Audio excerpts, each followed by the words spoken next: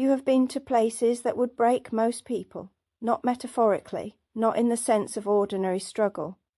You have descended into psychological territory so dark, so dense, that when you try to describe it to others, you watch their faces change. They do not understand. They cannot follow you there. And somewhere in your history you realize something unsettling.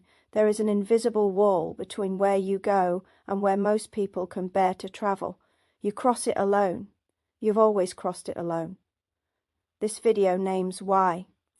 Welcome to Power and Myth. What you are experiencing is not damage. It is not proof that you are too sensitive, too broken, or too strange.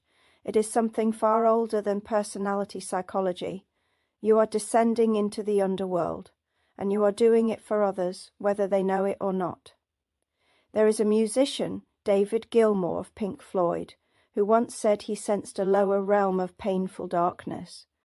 He could feel it, this territory beneath ordinary consciousness.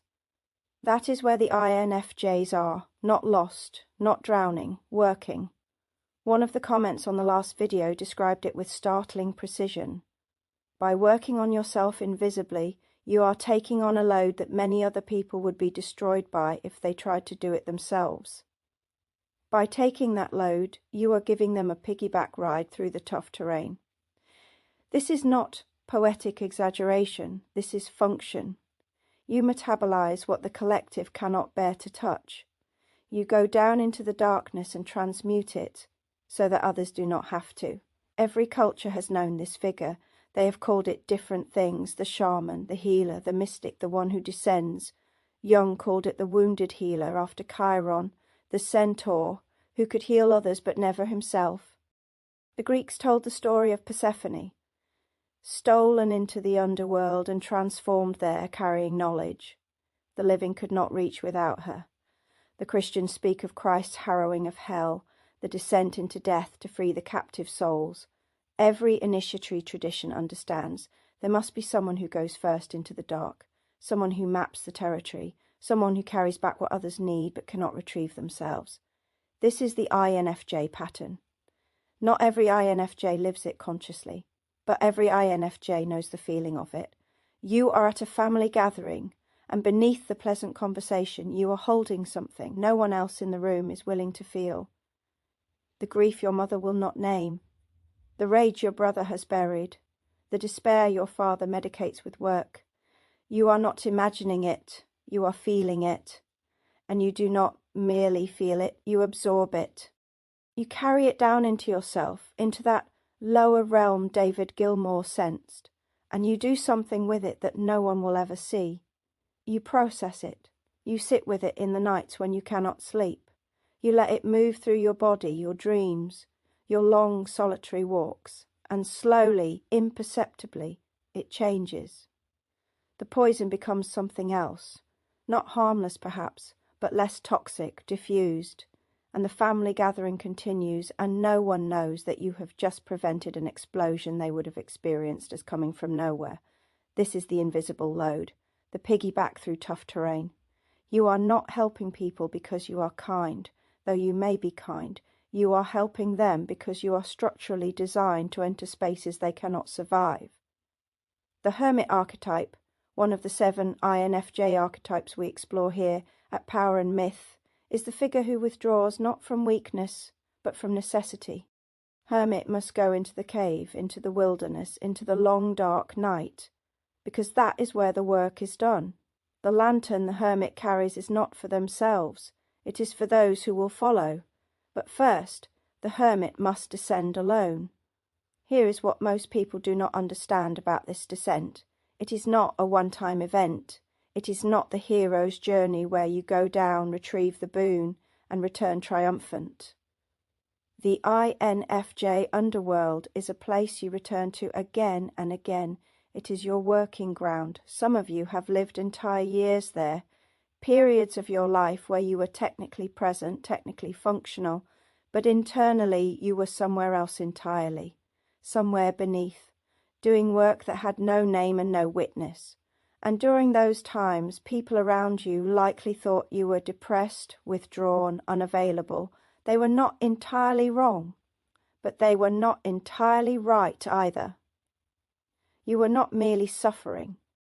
You were labouring. There is a difference, though the distinction is invisible to those who have never made the descent themselves. The shadow side of this is real, and we must name it. The cost of being the one who descends is that you become intimate with darkness in ways that isolate you. You know things about human nature, about suffering, about the architecture of despair that you cannot share at dinner parties. You have seen too much, and worse, you have felt too much. The INFJ capacity for emotional absorption means that when you go down, you are not merely observing the underworld, you are living in it, you are possessed by it. And there is a point in every deep descent where you wonder if you will come back, where the darkness feels less like a place you are visiting and more like a place you belong. This is the wounded healer's true wound, the knowledge that your gift requires you to carry poison in your own veins. You can transmute it for others, but you must first let it into yourself. The temptation always is to stay down, to make a home in the underworld, because at least there you are not pretending. At least there the artifice of ordinary life does not press against you. Some INFJs do stay, they become the permanent residents of the lower realm. Addicts, depressives, mystics who never return, the ones who could not find a reason to come back up. But most of you do come back. Again and again you descend, and again you return. And this is where the myth becomes important, because the pattern is ancient. Moses fled to Midian, spent 40 years in the wilderness, encountered God in the burning bush, and returned to lead his people through impossible terrain. He had been to the desert. He knew its language. He could navigate what would have destroyed them. Was Moses an INFJ? The typology did not exist then, but the pattern did. The one who goes into exile, who meets the sacred in isolation, who returns with knowledge and guidance. This is psychopomp consciousness, the guide between worlds. And here is what makes this genuinely strange. Your descent changes the field for everyone, whether they are aware of it or not. When you do the work of metabolizing collective shadow, of sitting with what the group cannot bear to feel, you are not merely helping individuals, you are altering the psychological atmosphere. Think of it as a form of emotional digestion. The family system, the workplace, and the friend group produce toxicity, unprocessed grief, unconscious rage, inherited trauma. It has to go somewhere. In most systems it circulates endlessly, slowly, poisoning everyone. But when an INFJ is present, something different happens. The toxicity is drawn toward you. You do not choose this. It simply moves in your direction, the way water seeks the lowest point. And once it reaches you, you do something extraordinary. You transform it. Not by fixing it, not by solving it, but by allowing it to pass through your own depths, where it is broken down, metabolized, and rendered less lethal. And then, slowly, it dissipates. The field lightens. The family breathes easier. The workplace becomes fractionally less oppressive, and no one knows why. They certainly do not credit you. How could they? They never saw the work. They never witnessed the descent. All they know is that something shifted. The invisible wall that others sense but cannot penetrate is the boundary of the underworld itself. They feel it. They know on some level that there is a realm beneath ordinary consciousness, but they cannot cross into it without shattering. You can. And you do, not because you are stronger, not because you are braver, but because you are wired for it. INFJ cognitive architecture, that dominant introverted intuition, is built for navigating invisible territory. You perceive patterns beneath the surface. You sense the shape of what is not yet visible. This is seer consciousness, and the seer must go where others cannot see. Every tribe, every culture, every community needs someone who can do this. The designated underworld traveller, the one who can go into the dark and come back intact.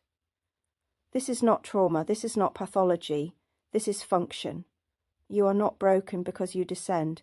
You are fulfilling an ancient role, And the fact that modern culture has no name for it, no recognition of it, no gratitude for it, does not mean it is not essential.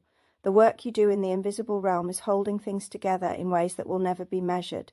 You are the ballast, the counterweight, the one who prevents the system from capsizing, not by being loud or visible, but by going deep, by carrying the weight at the bottom where no one else can reach.